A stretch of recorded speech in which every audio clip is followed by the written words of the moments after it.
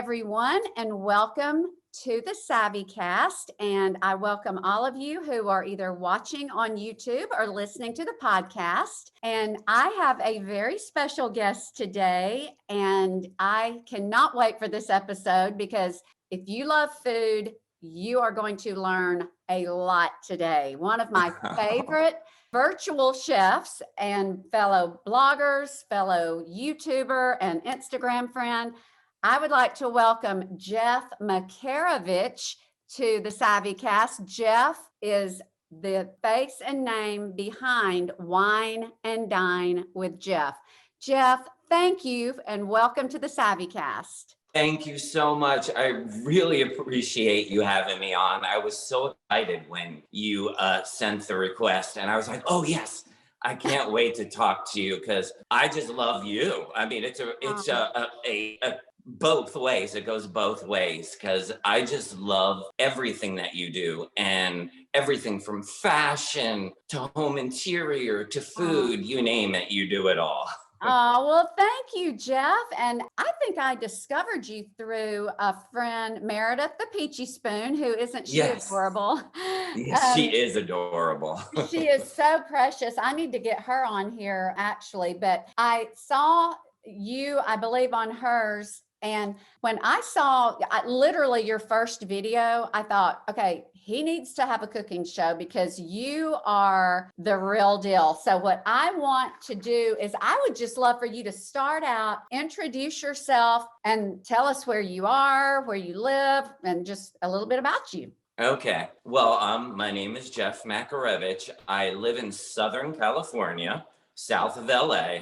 And I am a beach boy to begin with. And I never was a beach boy, but I knew when I was young, I always wanted to live at the beach. Oh. And I grew up in rural Pennsylvania next to the Amish country. And that I'll get into that. It really has a lot to do with my love of food too.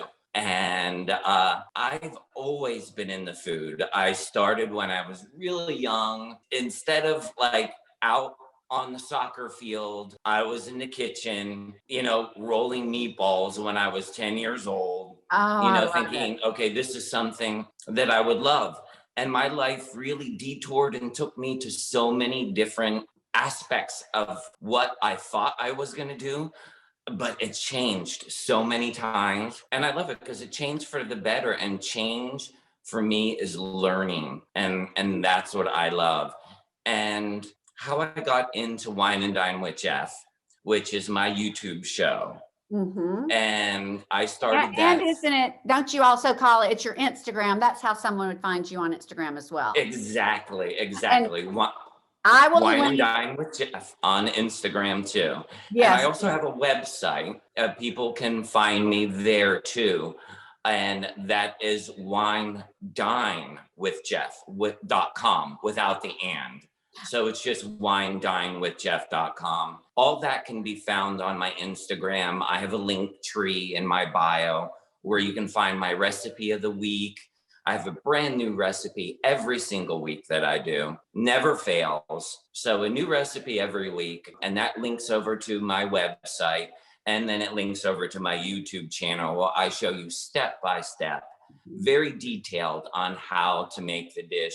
And what I love about my show and what the feedback that I've been getting, because I'm close to now 10,000 subscribers on YouTube. And that just makes me so happy. And the feedback that I'm getting is that they're like, Jeff, I've learned so much from you, just from your tips. Your tips are the best, Tasty got so popular because they had these 30-second commercials, right? Commercials, they're like Instagram things or YouTube or on the internet where that shows you in 30 seconds or 1 minute how to make something. But in those 30 seconds or 1 minute, you're not getting really the basics of cooking and what you need to do to take it to the next level.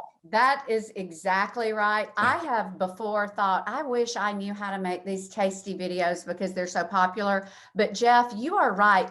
Cooking a dish from start to finish, there are so many nuances and there's so many options, ways to do it. I was watching your YouTube last night and you were making the chicken stir fry rice, chicken fried rice. Rice, yeah. And I love, because you have this beautiful wok, and I love that you said you don't have to have a wok. You can use any large skillet. That is important, because there are people maybe who don't cook often, who don't have a wok, who would just skip right over that. But Exactly. you offer all, and you offer lots of substitutions. And I just love that. Now, I want to circle back to that you grew up in Pennsylvania near the Amish. I grew up in North Alabama, and there is a segment of Amish there, and they have a store where they sell their food, all their canned and Yes. baked goods, all their candies. Everything is homemade. Of course, they don't use the modern technology, and it's as good as you will get anywhere. How did they affect you? How did the Amish play into where you are today as a expert chef? Well, it had a combination to do with mostly my mother and the area that I lived in with the Amish. The love of my food actually came from my mother. And how I brought the Amish into it is that we actually, when I mean we, I'm not Amish. We did farm to table cooking before farm to table was even popular. Oh, wow. I lived on 5 acres and we had a huge garden. And I just remember my mother would cook 7 days a week. There was no going out to dinner. There was none of that stuff. 7 days a week, she'd put dinner on the table. Dinner was on the table at 5 o'clock.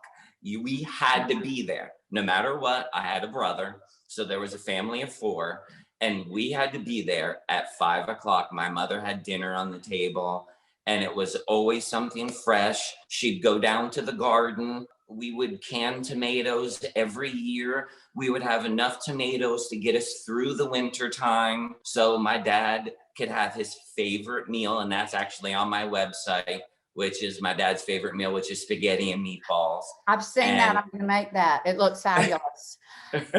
Yeah, let me just back up a minute, and then I want you to keep going. Did your mother cook 3 meals a day, 7 days a week? My mother did get us breakfast in the morning. Okay. Obviously, we were in school, so she didn't cook. She didn't make us lunches. We did have the school lunches, so she didn't send us with like a lunch pail or anything like that. Yeah. But there was always a breakfast, homemade breakfast, always homemade dinner, always, you name it.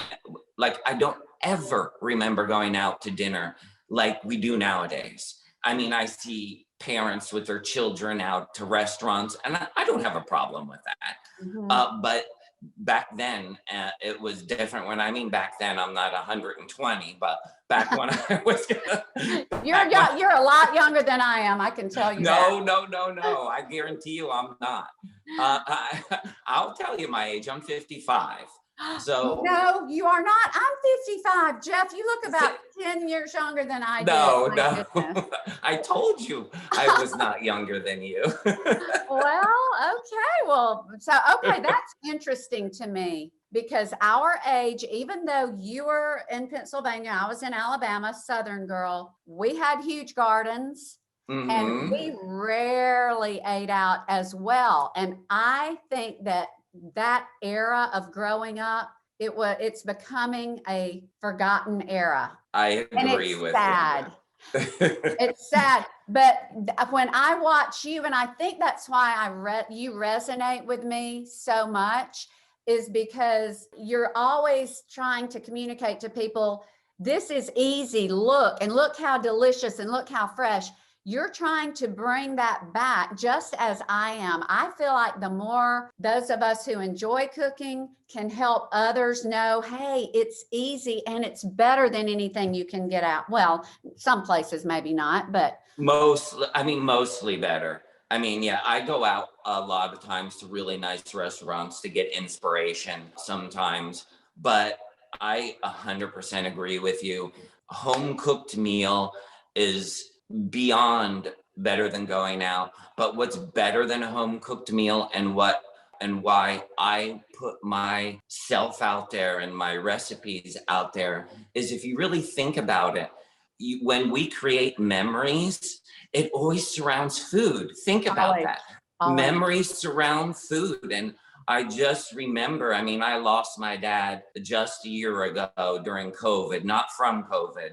Oh. But I remember sitting around the table with him eating his favorite spaghetti and meatballs that my mom cooked every single week, every Thursday. I'm not kidding.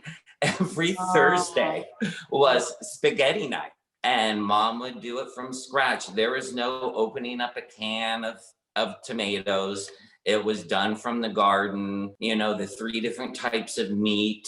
And she would do it all from scratch. So it was amazing. Did you live, or do you still live near your mom? Did you live close to your parents? I do not. I moved all the way across the coast, which doesn't make my mom very happy.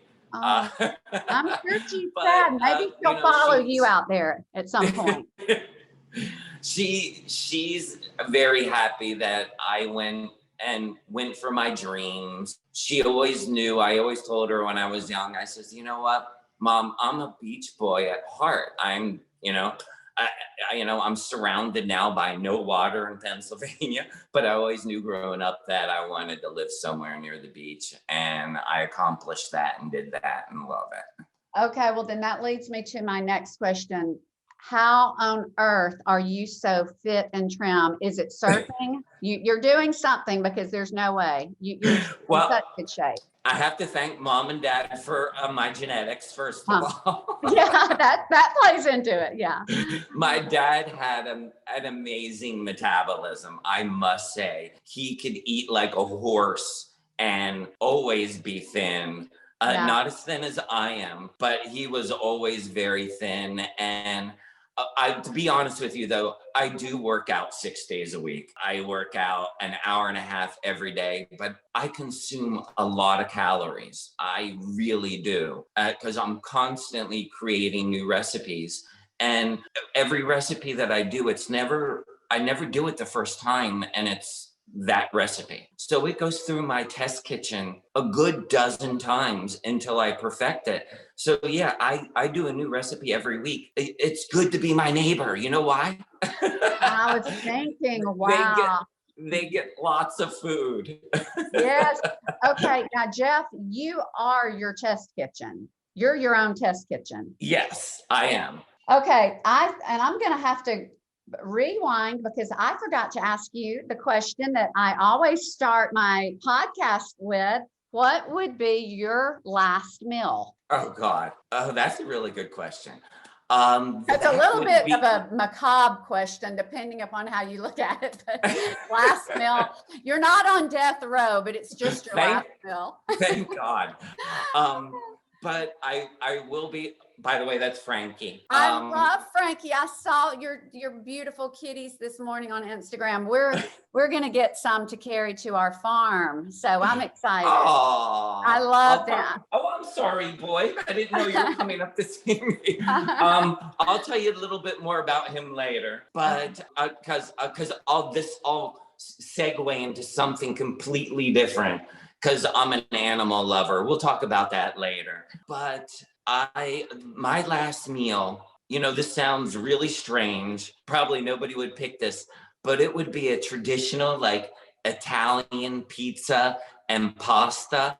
It would not be something like filet mignon and lobster tail and like something super fancy. Mm-hmm. I love, when I mean a pizza, I'm not talking about a pizza from a chain, I'm not going to mention their names. Right.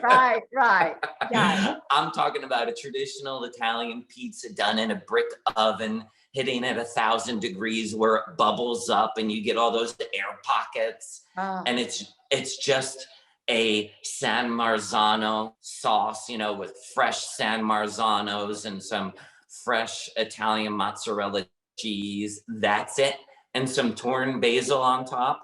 I'm a happy camper. Oh my goodness. Well, I am telling you, I have bookmarked your dad's, well, I believe you call it your dad's favorite meal on your YouTube, but the Yes, meatball. yes. I have bookmarked that, but I was binge watching your recipes, and there's several that I wanted to ask you about because I know there are going to be listeners or viewers who are going to head straight to your blog and look for these. I'm sorry, your YouTube, which by the way, your YouTube is next level. You've got so many subscribers. I mean, I'm trying to just hit 1,000 and you're way up there. And Jeff, we're going to get you bumped over 10,000 really quickly because that, and for people who may not know why 10,000 is so significant on Instagram, it saves everyone a world of headache because if you share a recipe and you don't have 10,000, you have to say, go link in bio or Google Wine and Dine with Jeff Peruvian chicken to get to find it.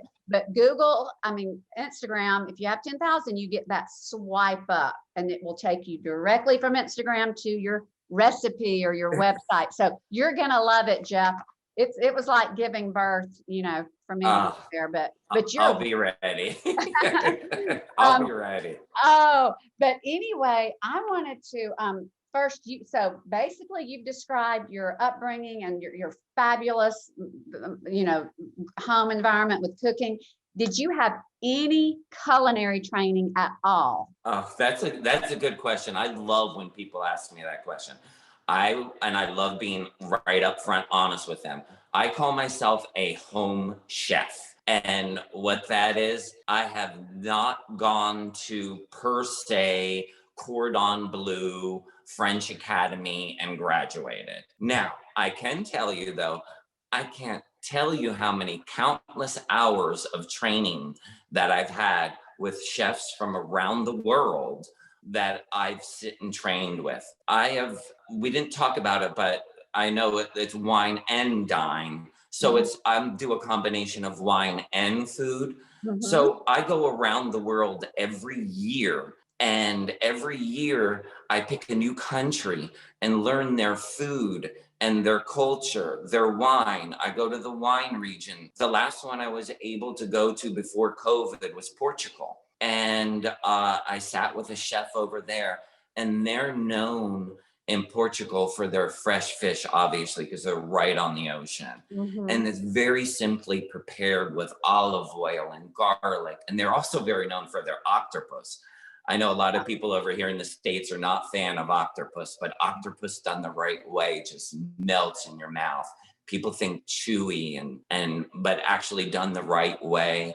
Octopus is tender and delicious. Is it different from the calamari that we've always all had fried as an appetizer that is chewy typically? Yes. Calamari. I mean, I think that's where we get that, but remind me, is calamari the same as that's squid? Calamari is squid. Okay, thank you. And that's okay. That's okay. And octopus is completely different, but that's okay. They both have tentacles. They both have tentacles. Okay. I was sort of right, but yes. Okay, so to get back to that, I would also like to say that, people that you think are chefs graduating from these fancy schools are not. Some of the most famous ones. One of the most biggest ones that has his own show, Gordon Ramsay, not professionally trained. Right, and he's awesome. Yeah, Gordon Ramsay. Rachel Ray, not professionally trained. Ina Garden, not professionally trained. Guy Fieri, not professionally trained. Do you think it's even an issue? I mean, I think it's fine if you are, but I believe some of the best cooks in the world, and that you can be a fabulous cook without that. Exactly. It just takes time. I mean, I surely wasn't a fabulous cook 30 years ago. I've been learning for the last 30 years a lot more intense than I was as a kid. And you learn from your failures. You definitely do. And I mean, the first time I broke a sauce and it separated in my pan, I said, what happened? I all of a sudden got solids and liquid. And it's because I had a milk in a pan and I was heating milk up, and it separated from its milk solids and to its liquids. And this was years and years and years and years and years back. And then I finally realized you can't heat certain things for a long period of time for it to separate. And then I learned, well, if I use a heavy cream, something with a lot of fat in it, it's harder to break a sauce with a heavier cream than with a milk. So these sort of things you just learn the longer you do things. I mean, would I've learned that right away? Professionally trained, yes. But with 30 years of cooking, I've learned a lot. Right. Well, Jeff, do you have, because your ingredients always look so fresh and beautiful, do you have a farmer's market? Where do you get your ingredients? That's my whole thing too. About a farmer's market are so important to me because we have one here locally. Mhm. It goes on twice a week, but I am not a big meal planner. I will tell you that because I can't think that far ahead. That's me. I Oh my goodness. really the only thing I'm focused on every week is that one recipe that I'm working on, and I'm really focused on that. The rest of the meals during the week, it's like I figure out what I'm cooking that day. I go to the farmer's market or I go to my local store where I know that it's fresh. I pick up my ingredients and I get out of there because I do believe farmers markets are always the best because you're getting the ingredients directly from the farmer. I ask, a lot of farmers markets might be a little different. You have to ask in your area, but I do know in my area, I do know the stands and who I'm getting it from. They'll tell me when they picked. There's nothing, okay, if you've never been strawberry picking, I don't know if you have or not. I I've done have. blue. I have. Strawberry picking is completely different than getting strawberries from the store. They taste fabulous as Yeah. soon as you pick them. That's Yeah. the thing. A lot of people don't know when you pick a fruit or vegetable, it starts to lose its sugars and its acids. Both of those start to dissipate as soon as you pick them. Yep. So the flavor starts to lessen and not be as good. And Jeff, you know what else they do? And you're not supposed to do this with strawberries or tomatoes. They put them in the refrigerator. Oh, I agree with you. Oh, and Jeff, I don't know if but you'll have to come stay with us and you'll have to go to some Southern farmers markets, although you've probably been. Oh, yes. But I will tell you, there are two things that never, ever will any store be able to duplicate. That is tomatoes and peaches from the South. Yes. Chilton County in Alabama has great peaches. Georgia, of course, is the peach state. Yes. A fresh peach literally tastes like you're biting something from the sun. It's just amazing. But I so agree with you. And I also have to ask you this before I ask you about some of your recipes. So you do I think Tuesday is your new recipe every Tuesday? Yes, every Tuesday is a new recipe. Okay. Do you have someone doing your videography, or because I do a lot of that, as you know, and I do have someone who's I'm about to lose him. He's going to college. I'll have to find someone else. But when I say, I'll say stop, he'll stop. There's a lot of stop start, I'll be right back, while this simmers. Do you have someone helping you with that?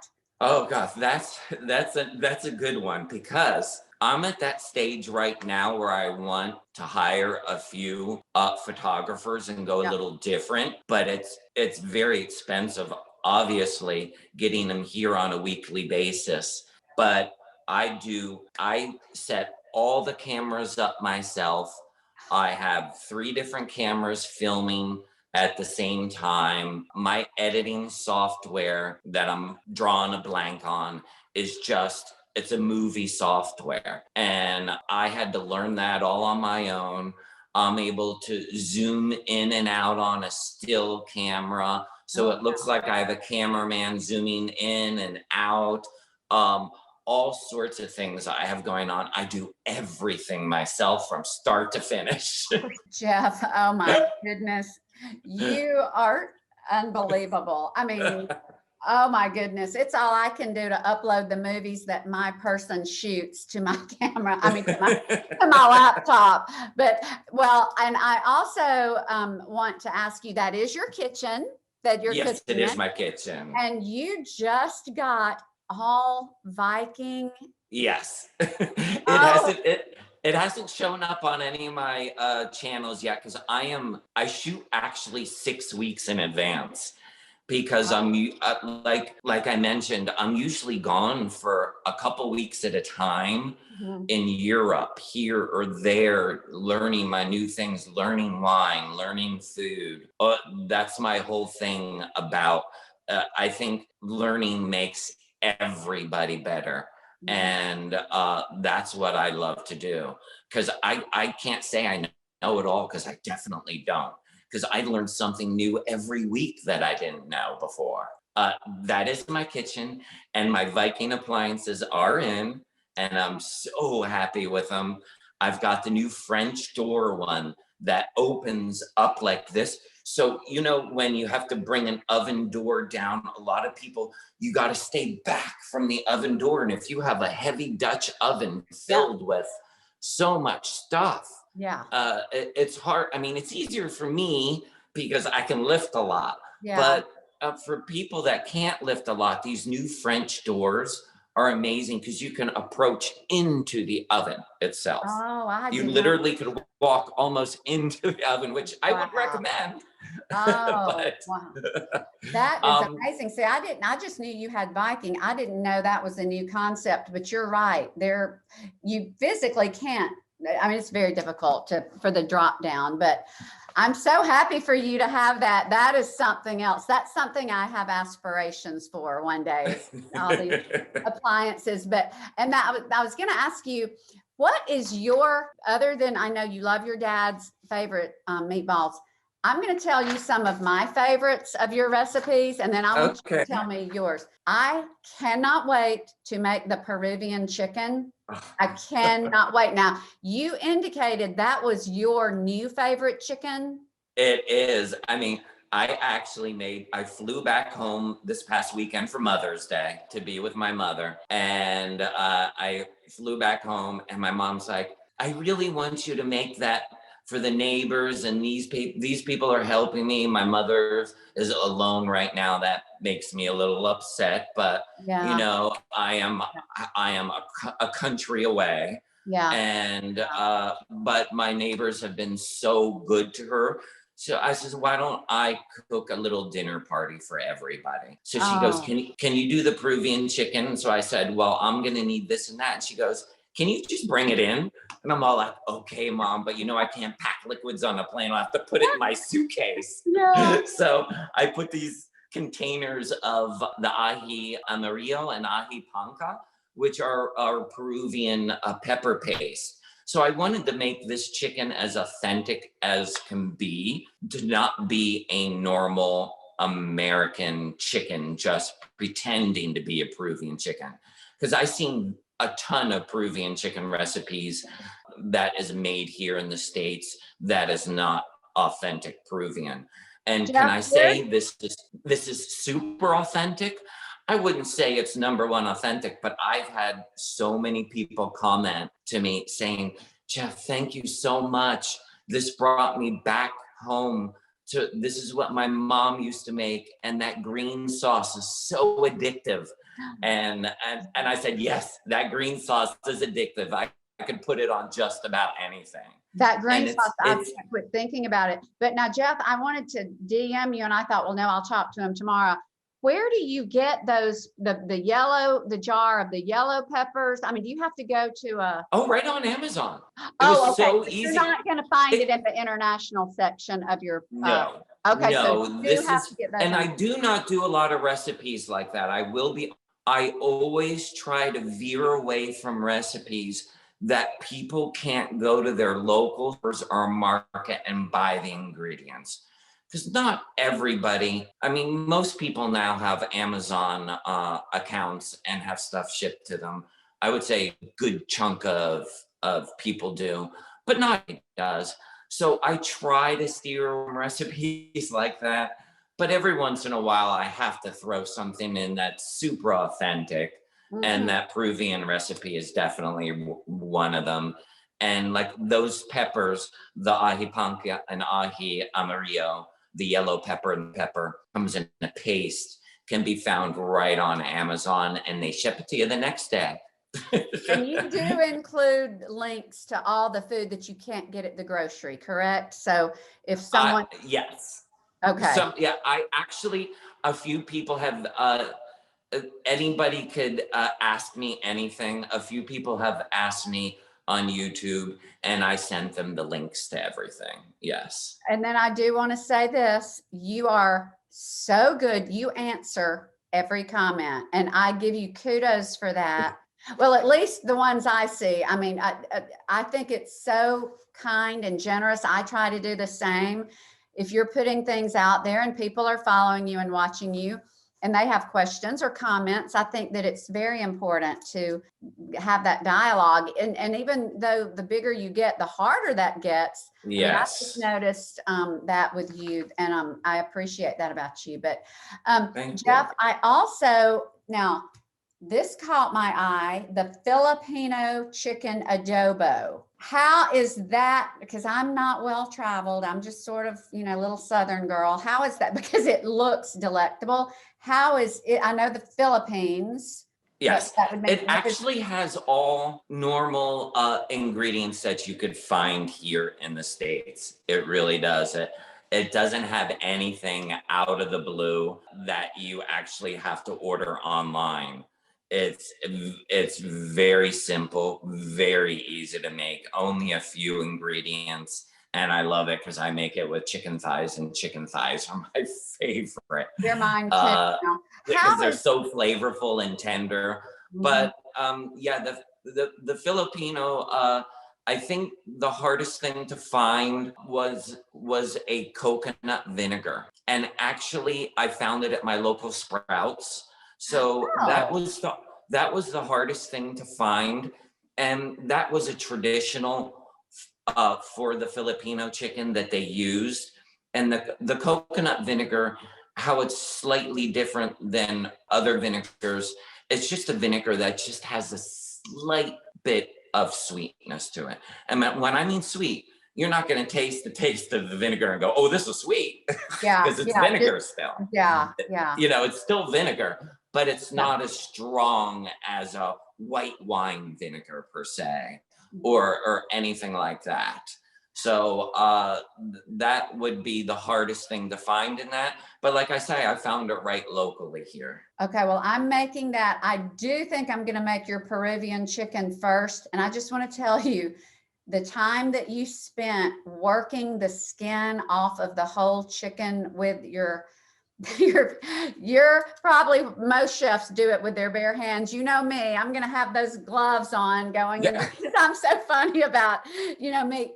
But just watching you do that helped me, because I tend to be impatient, and I would be prone, had I not seen you say it's so important, and that while you're pulling that skin off of that whole chicken and you're going over the thigh, I would tend to say, oh, it doesn't matter, I'll just spread it on the outside. But the fact that it's important, and you took the time to do it, and that is why you can't do a tasty video and communicate all of that. Exactly. Because like you said, the Peruvian chicken, the one thing that sauce, chicken skin is there for a reason. Our skin's here for a reason. Yeah. It's a protector. It protects us. And the same thing with the chicken skin. If you put all the marinade on top of the chicken skin, the skin is going to taste amazing, right? But the meat underneath, what you want to flavor, is just going to taste like boring old chicken. Yeah. So and Jeff, you said, I love when you said, please marinate this, is it right, overnight? If not, at least 8 hours? Yes. And that's important, because there are some things you can't shortcut. That I agree with you. When I say things about marinating times, I think that even a busy person, we all have to work now, right? Mm-hmm. So even if you're a busy person and you're getting into work and you're working 7 to 4, 8 to 5, whatever you're working, even though a lot of us are working from home now, but even if you have to leave the house, everybody can do something the night before and let it marinate in the fridge all day, or the morning of. It only takes 5 minutes to slap a marinade on something, right? Wash your hands up, throw your clothes on, and get out the door and go to work. And then when you come home from work, it's right there waiting there for you. And it really does. It's about, and the marinating is about penetrating the skin. And chicken skin is really the toughest to penetrate. It's not like beef, it's not like fish and pork. It is really tough skin. So when you have an acid, and when I mean an acid, don't think, oh my God, something's going to burn me. An acid from, like, I call an acid lime juice. Lime juice is a natural acid, just like lemon juice is a natural acid. And those help penetrate the skin, and they also tenderize. So it makes the chicken skin moist and delicious. And you could even overcook that Peruvian chicken if you marinated it right, say, and you overcooked it, and you went to put the thermometer in and it didn't say 165, it went to 175, it would still be moist. Yes, it would. Yeah, I am all, and there's a chemical term, the Maillard reaction or whatever, that the longer you cook meat, and this, I believe, applies maybe specifically to ribs and Boston butt. I've got a very popular recipe, Boston butt, and you actually don't stop cooking until it hits 225 internal. Then you've got to let it rest at least an hour. So many things happen once you get past the point that you have to get it to be safe. Don't you agree? You know, 160 is the minimum. 165. Yeah, 165, yes. Is the minimum, but just think about how many times, maybe you haven't, but I have thrown a chicken in the slow cooker for 8 or 9 hours and it's fine. It just falls apart, which is very delightful to me when it falls off the bone. So I love that you do that. Now, one more thing I have to ask you about, because I'm going to make this, so I'm asking you some tips. Your fajita chicken, I am obsessed with it, but I've wanted to make it, and I thought I'm going to wait till I can ask Jeff some questions. And for those listening or watching, Jeff, basically you cut a chicken open and you stuff it with fajita veggies that you've sauteed, and then you bake it, and it's like you're cutting into a fajita, but there's no carbs. Exactly. Okay, can I just tell you, how do you make sure, do you just use a meat thermometer? Because I have this OCD. That's why I think I cook things until they literally fall apart, because I'm so worried about stuffing. And of course, you're doing smaller breasts, but a big bird, I'm so afraid to stuff it because I'm afraid that thigh won't be done. Okay. But I'll give you some tips. Okay, First of all, you got to dive right in and get over that fear, number one. I do. Right. But other than a meat thermometer, that actually is the number one tip. But I'll give you 2 other tips. Because when you're stuffing something, a lot of people find it hard with a meat thermometer, because you're putting it, and when you put it in, you're probably getting it in the center to where the stuffing is. Instead of where the meat is, which can get people a little nervous. And I completely understand that. But I never get nervous about undercooked or salmonella. I've never been sick or made anybody sick, thank gosh. But my tip, other than the thermometer, obviously for the chicken at 165, my other tip is, without a thermometer, I could look at the chicken and know that it's done by, first of all, the juices of the chicken have to run clear. So if you see any pink in the juices, that is not good. That means your chicken is not done. So the juices, same go with turkey. Juices should run clear. That's a great tip if you're cooking a whole bird also for Thanksgiving or for a whole chicken. Another tip is, obviously, when you cut into it, that would be the last tip. If you cut into it, if you see any pink whatsoever in a chicken or turkey, that is not good. You do not want to see pink in a chicken or turkey. It should be cooked all the way through. Mhm. Unlike a pork tenderloin, I love my pork tenderloin pink. And I know people have this nervousness about a pork because they have always told us in the past you have to cook a pork until you kill it. Yeah. And I don't.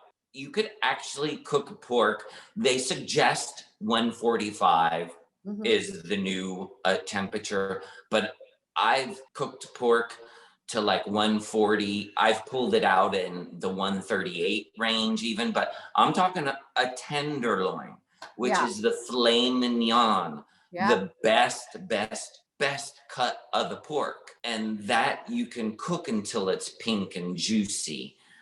Just like my recipe that I just had up, which is this week's recipe, which is that coffee rubbed pork tenderloin.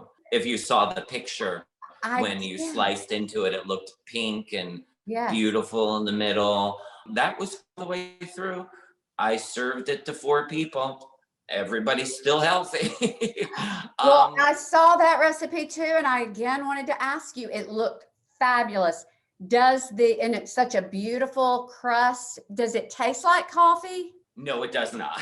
I know Wow. a lot of people said I'm not coffee lovers. What the rub does, it has a smoky, sweet with a little hint of spice. So the sweet comes from the brown sugar. The little bit of spice comes from a chipotle powder with a Mm. little bit of smokiness from the chipotle, and the smoky comes from the coffee. So it tastes amazing. It's actually my new favorite rub for pork tenderloin. And I usually don't like to over season a pork tenderloin Mhm. because to me, a pork tenderloin's a filet mignon. You don't want to overkill it with sauces because it's Mhm. just so good on its own, right? Mhm. So, but that's my new favorite. I just love that rub, and it's so easy. It's everything that you have in your cabinets already. You don't have to go out and buy special herbs and spices.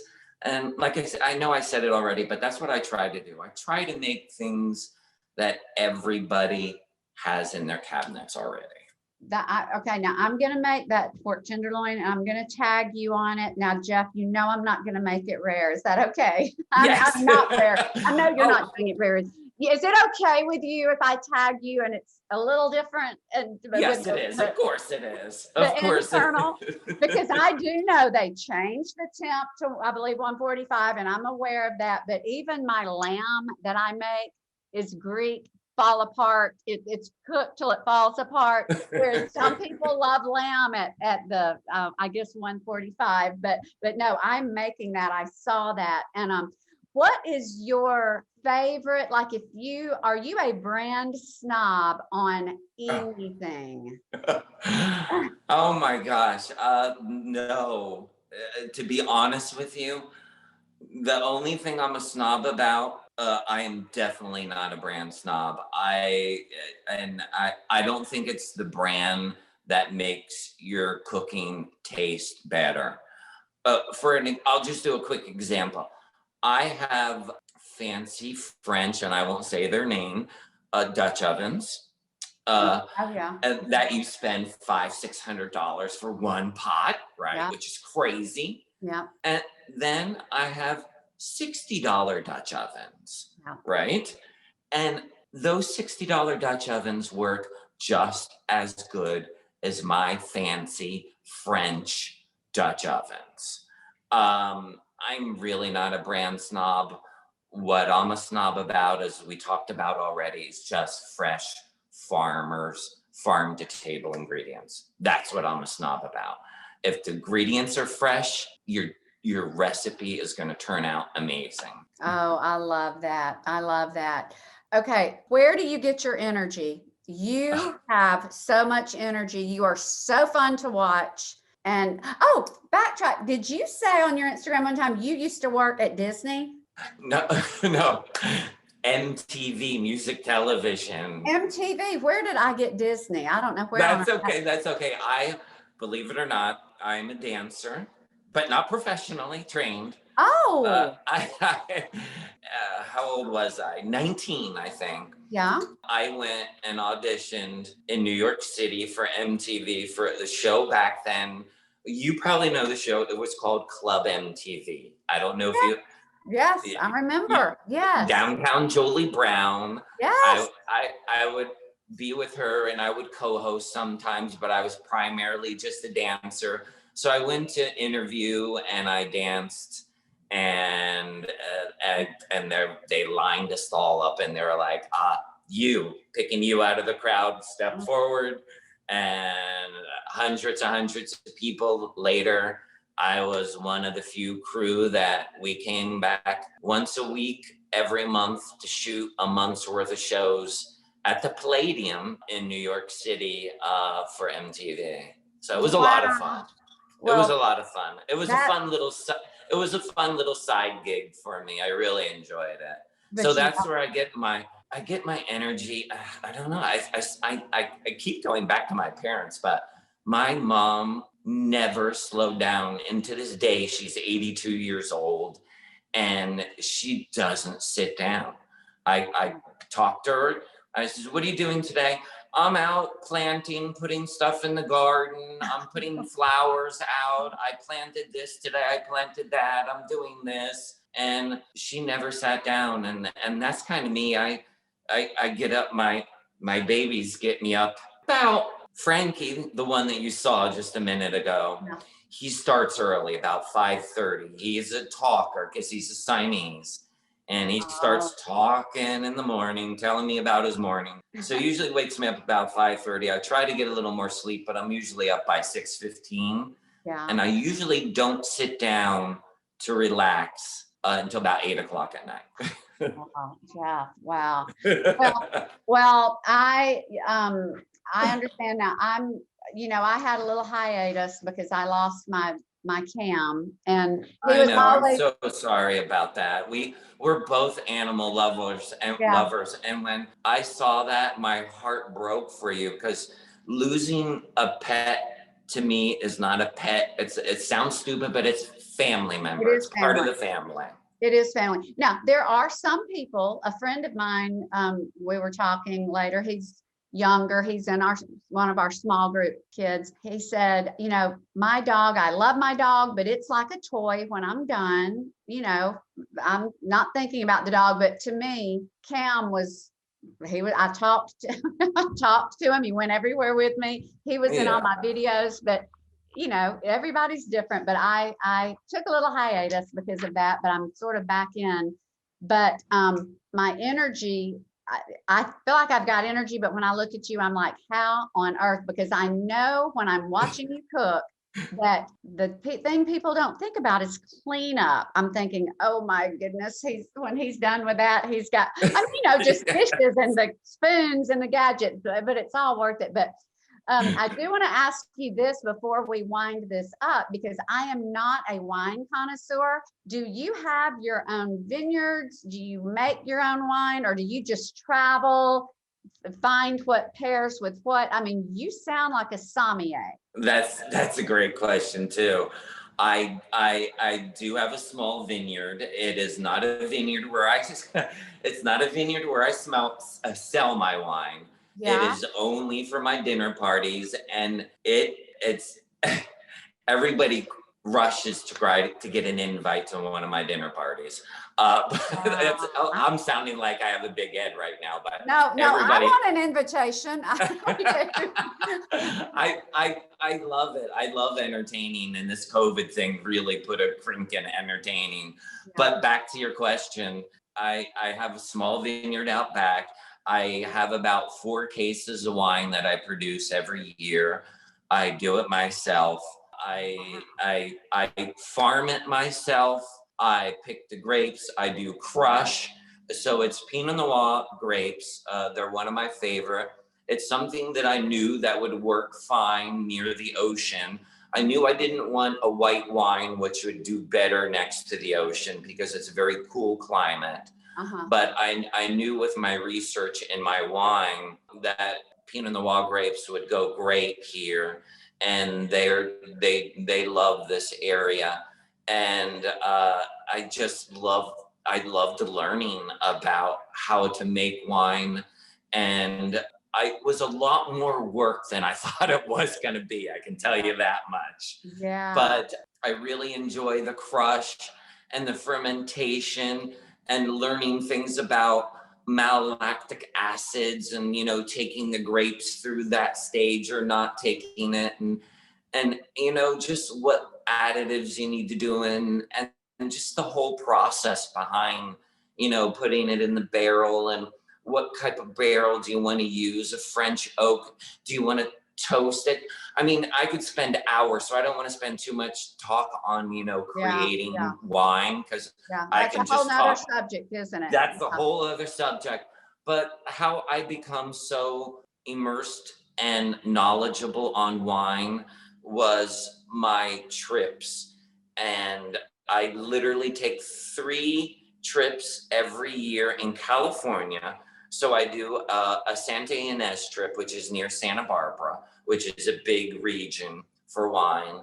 A trip in Paso, which is called Central California, which is a huge for wine, and then up in the Napa and Sonoma area. So I know most of the vintners. I've tasted everything. And then I've gone further north into Oregon and Washington, which are very famous for their Pinots, Right. because they're on the same latitude, longitude line as France, which has amazing Pinots in their area. And how I've learned how the European wines is, like I said, I've literally have gone to probably over 25 European countries. I Wow. pick new one every year and just immerse myself in the wine and the food and the culture and learn so much. I just love it. Well, you have such a breadth of knowledge, and that you offer a wine pairing with everything you make for those who are maybe want to serve wine but aren't knowledgeable about it, because I'm not.